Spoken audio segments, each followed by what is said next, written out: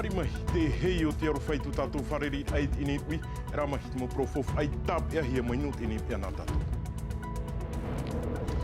Ahuru mā toru miria hau te tauturua te hau whenua no te paep ai e te tere afof ai muri mai i te tam ai te ie e tupu nei te whenua Irania, te ie e atoa ia e whaatau pupu nei i te tere afof a o te ao nei. Whiwhita mau o te waipu ei o tu maoro ia pūwaian e te ua, a peu mātau hia i tau a wahira e hatua e te maurab ea no te arei ai e te emo whiwhi e a tau pupu nei i te tere apre o. Popora whenua o te mau eito tūr ei tāpau e piti eito te tuitero o i te whenua Frani e Europa ano te tuhu a amor a tāpau tā tātou ato i e whan o mai i roto mai i roto i te ine ana tātou.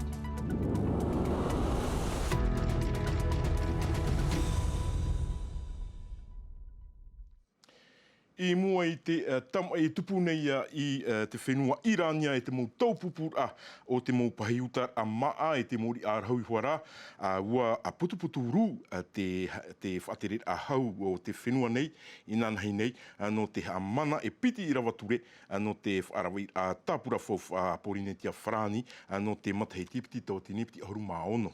Ahuru mā toru toma mhahanere ahuru miria hau no te whainene a tea ia ore te moni ho o te ora a ia mar a Tauenua. Jantino Roy o Sophie Gebel. Cette période nous rappelle à quel point notre pays est vulnérable aux conséquences de ce type de conflit qui est peut-être loin de nos yeux, mais dont nous risquons bien de ressentir les effets. No atu tō tātou atea, hau i te ahuru mā autowatini kilometera i te emo whenua o te hea amatai te tam ai mai te av Februari rā, e whaaruru i hua tātou i te whiwhi mai te peu e tāmo noa te imo aripuripur a.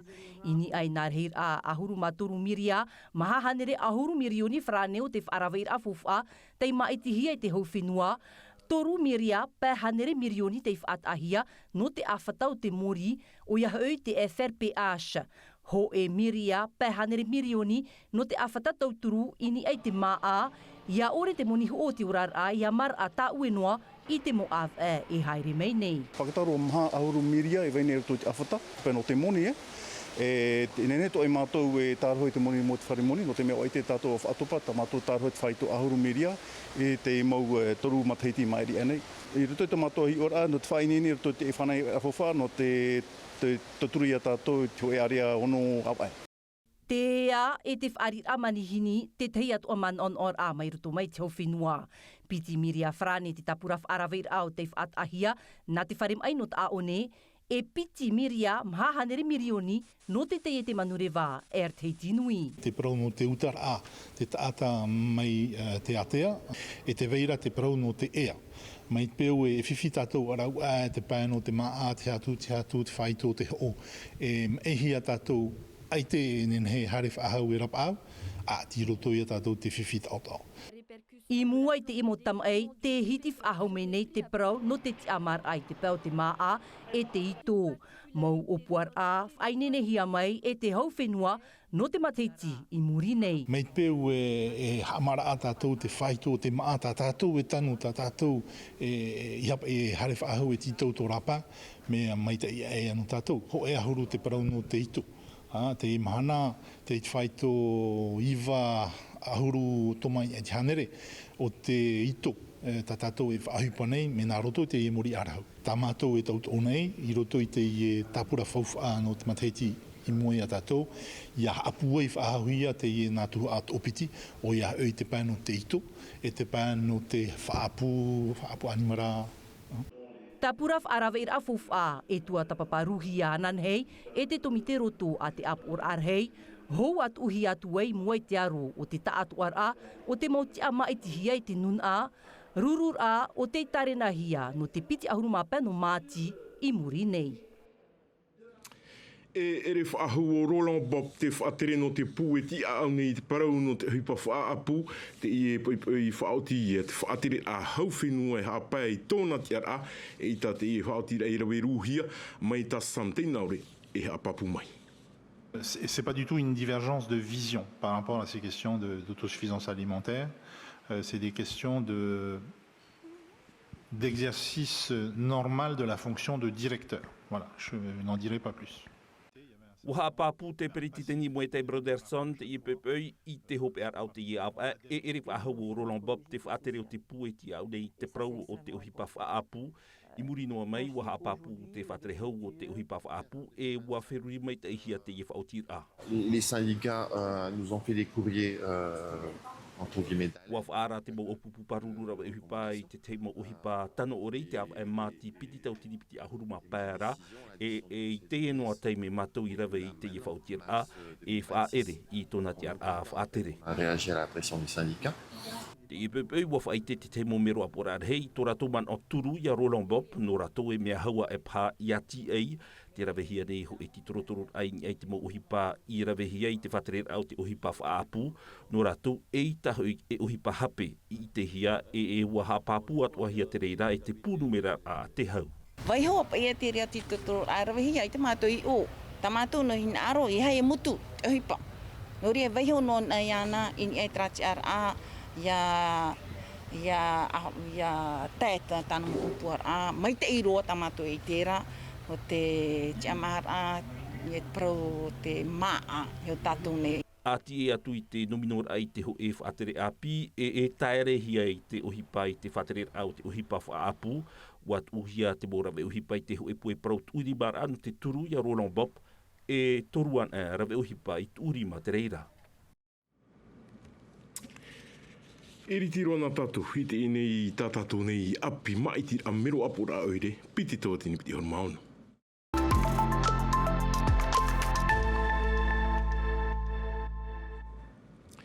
I te era puto o Aotearoa, ana matain ano toa hotu, waira au e o a te hupo e mahatapura te horoa I te piti o te hatuar ai te e tapati nehia. Pāpū mai tai, ai te e tapirid a e no atua I a Charlene taur atua, te ore I o I te piti o te hatuar a te turura I te tapura, te ari a pia Arthur Mati.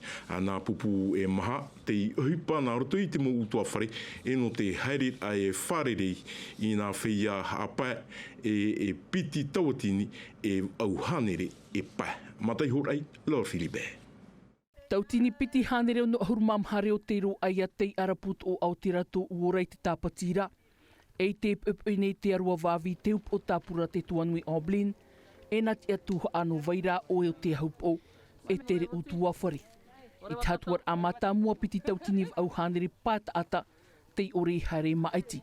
Nā hia e hare hoi e wharere I tēne hui ratira ha marmarama. Te vera hoa no tata e aiti te mei meiti e te tiera ratu te piti o te hatuar anō te hara mei e meiti. Wa matamatu I wharere a ratu I nanheira.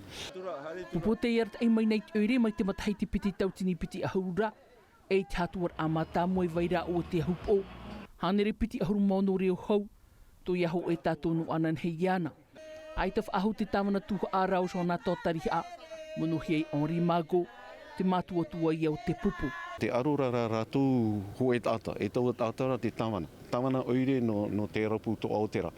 E mana o te hape I pāra tā rātou. E hio neu e whiwhi tata, te ririra pārātou I te tamana, te ino rapai I te tamana, aorera te muamua rātou horu mai te iti ao te tamana.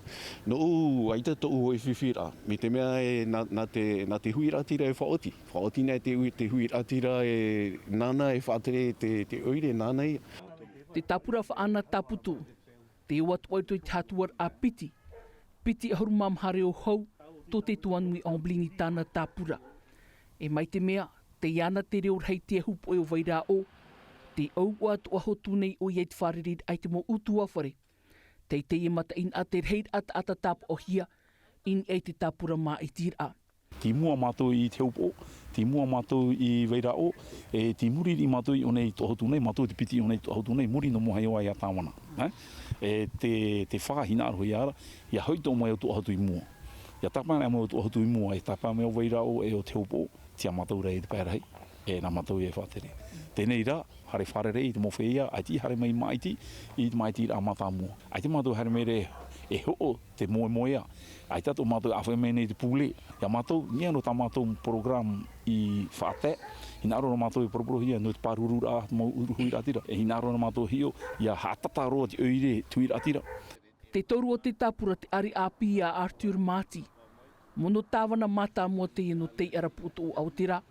Te ti aho i o te tāwini hui atira te iat o i titau ni tu atere a oire. Ai tēne ne hamo mea tuiri atira, wo poro na wo roto ta mo te re ra, wo whaara o i rātou. Te whiwhira te pēo te oire, no te pēo no te whowha, wo tamata mato ti a au me, vau oa, tra te re ra me, ai te rei hare. Mea reito ai ti hara me maeti, e mea reito o tra tau poroura, wo pē no pē niho tā poro ohi e no, ere me ohi e te ora ra, e tia o tātou e whiruri mei tei, te ora rā, i rirot o hoa o e hap arito ia o e mitrawe, porut o mei rātou e ia te awhoro rat whātere rā, promo.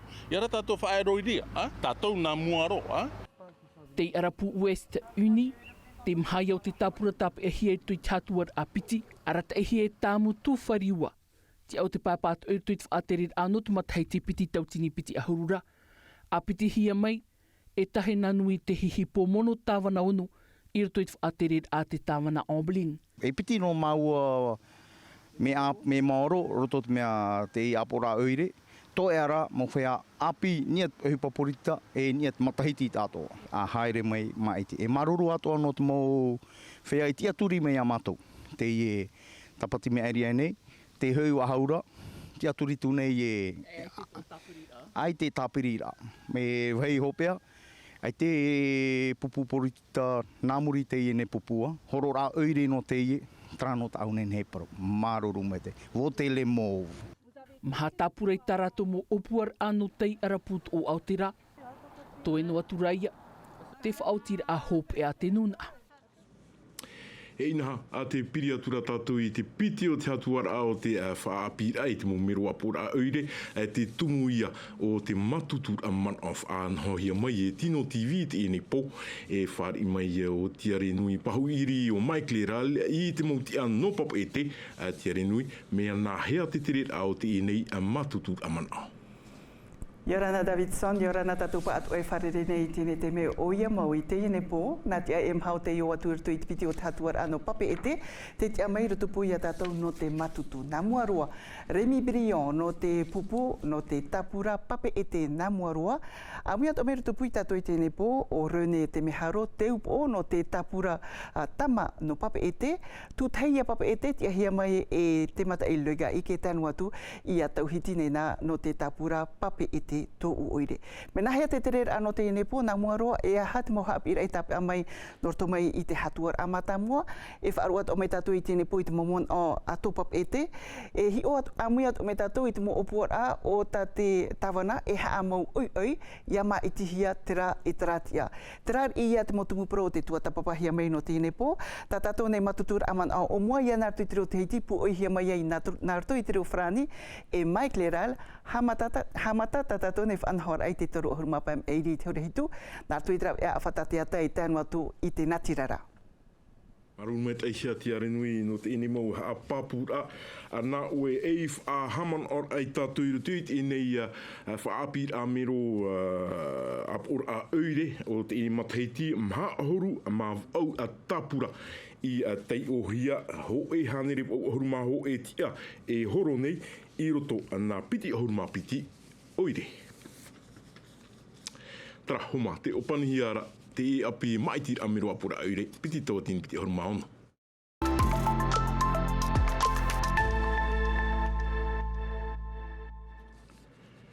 Rahi te ua o te topa mai nana heira i pun awe ai ua mar arua mai te whaitopopi i te poromu tau pupurua te tere apreo o peu matauhia te ia topa rahi mai te ua heirua tuahu Naya Bennett e o Thomas Chabrol.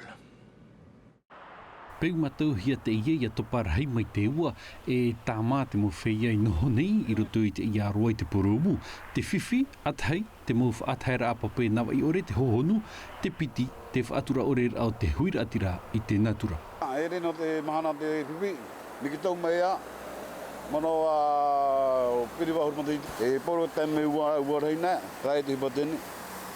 Mani mei pope ni poromu, tai hipa tāma, kam pope haeriri, haua, hatu. E teme nei pone mo nania, i te po tata hua tatu pōto kaniwo. Promu atana, tau e te kaniwo, ai te o prohio no tuwo. E trai a muhaeriri, topo mero roa apre. tānei tau.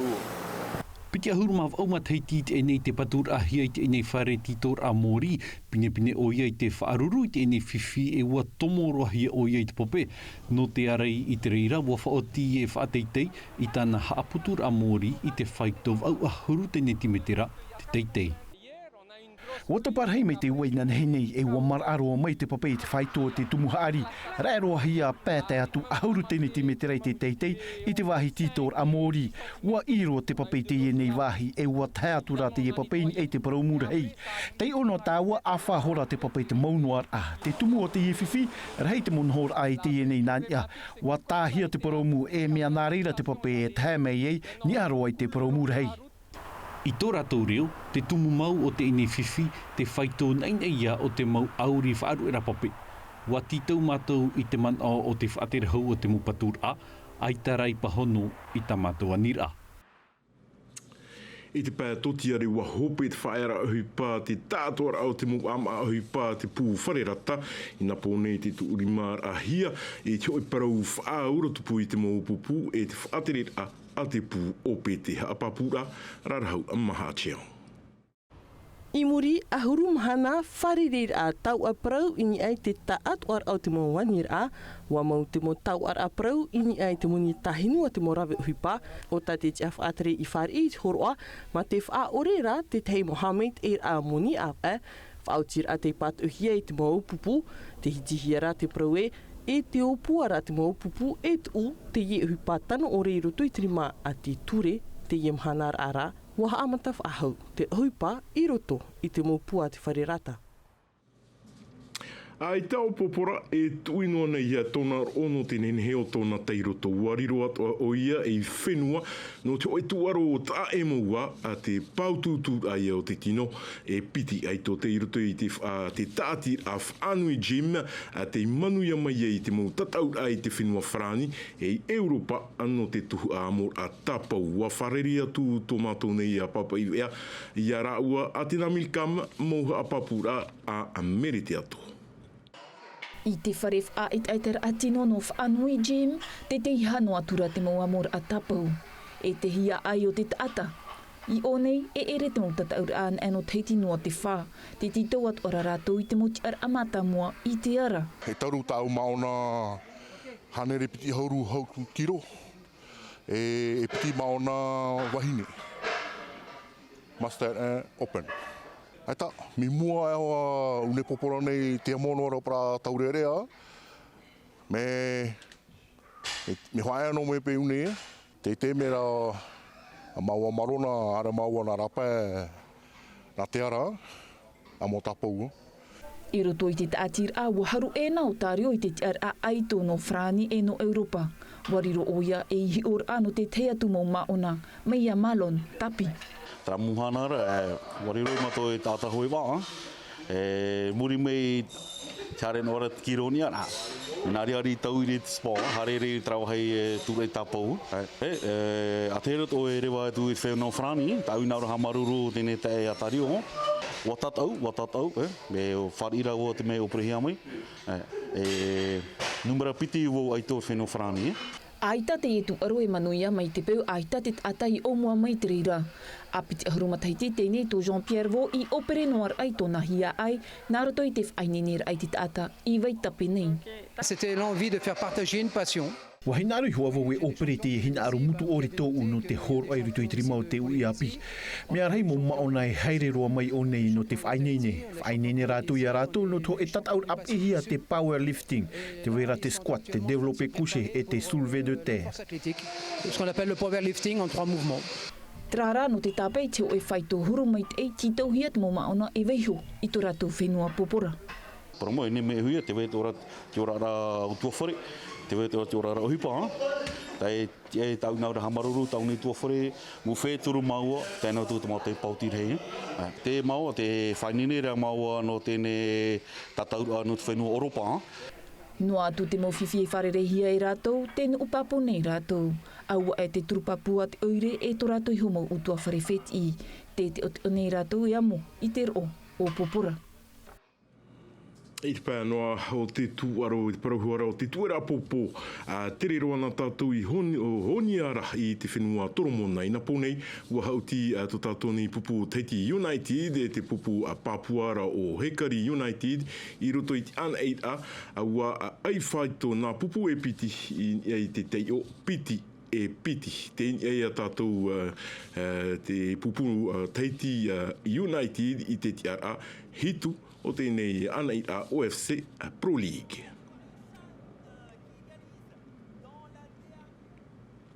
Tra, homa, hope roto o te eni whanahor. Ana tātou roto no a teimi iti, te eia nā roto i te reo whrani, hapa o ia mai wai miti ero. Ia mai te ioto hui te roa au te eni rui.